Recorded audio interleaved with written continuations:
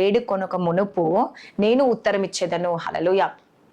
నిజంగా చూడండి, మన మనసులో, మన హృదయంలో ఉన్న ఆలోచనలు, మనకున్న తలంపులు, మనలో ఉన్న ప్రతి అవసరము దేవునికి తెలుసండి. హల్లెలూయా. అందుకే ఇక్కడ ఏమంటాడు, వారు వేడుకొనక మునిపే, మీరు అడగక ముందుకే ఎవరికి తెలుసంట అండి?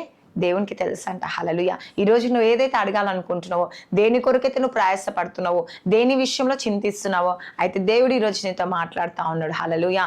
ఏమంటుండంటే, వారు వేడుకోవడం మునిపే నేను ఉత్తరం ఇచ్చేదను. హల్లెలూయా. ఏమిస్తాడంట అండి దేవుడు?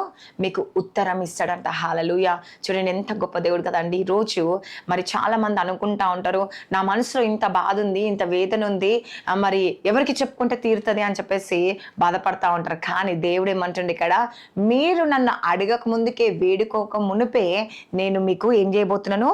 ఉత్తరం ఇచ్చేదను. ఇంకేమంటుండండి, వారు మనవి చేయుచుండగా నేను ఆలకించేదను. హల్లెలూయా. చూడండి, మీరు ఎంత ధన్యులండి. ఈ ఉదయకాల వాగ్దానం వినేవారు పట్ల దేవుడు అద్భుతం జరిగించేవాడు. మీరు వేడుకోక మునిపే మీకు ఏం చేస్తాడంట అండి? ఆయనగా ఉత్తరం ఇస్తాడంట. రెండవది దేవుడు ఏమన్నమాట, మీరు మనవి చేయకముందుకే ఆయన ఆలకించబోతుందంట. హల్లెలూయా. అంటే మన మనస్సులో ఏమైతుందో, మన ఆలోచనలో ఏదైతే ఉందో, దేని కొరకు నువ్వు ఇబ్బంది పడుతున్నావో, దేని కొరకు నువ్వు చింతిస్తున్నావో, దేని కొరకు ఆవేదన చెందుతున్నావో దేవునికి తెలుసా అండి. హల్లెలూయా. నీ జీవితంలో దేవుడు గొప్ప అద్భుతాన్ని జరిగించబోతుండు.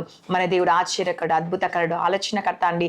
ఈరోజు ఆయన ఆయన మీ మనవులను వింటున్నాడు. హల్లెలూయా. ఈరోజు నువ్వు చింతిస్తున్నావా? బాధపడుతున్నావా? వేదన చెందుతున్నావా? నా మనవి దేవుడు ఆలకిస్తలేడు, నా సమస్యలు దేవుడు తీర్చట్లేడు, నా బాధ దేవుడు తీర్చట్లేడు, అసలు నేను ఎవరికి చెప్పుకోవాలి అని అనుకుంటున్నా.